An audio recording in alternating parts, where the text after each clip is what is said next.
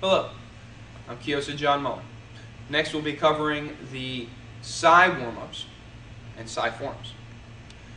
First of all, when walking with sais or carrying sais, what you want to do is you want to keep them with the center part through the belt and the two parts around it going on the outside of the belt, making for a secure fit.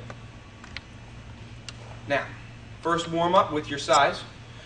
You're going to have both hands pointing at each other. Also notice the way I grab the sais.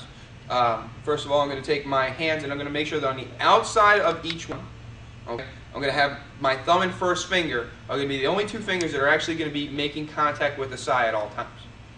Okay, so now that I have both hands in that position, I wrap all the fingers around the handle and I make both ends point towards each other. Now from here, what I'm going to be doing is I'm going to be flipping one out at a time. I'm going to be flipping with my right hand out and back. Then I'm going to be flipping with my left, out and back.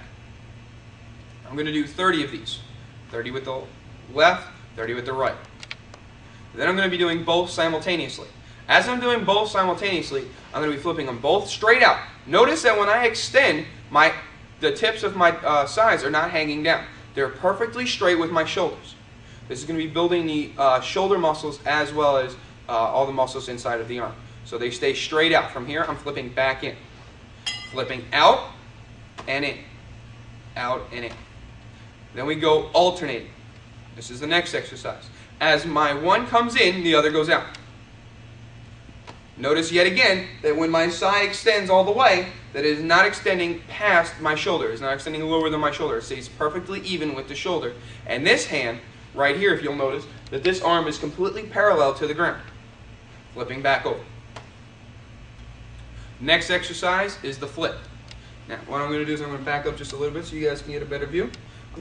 Side, I flip it all the way until the side can completely come back around to the front. Just like that.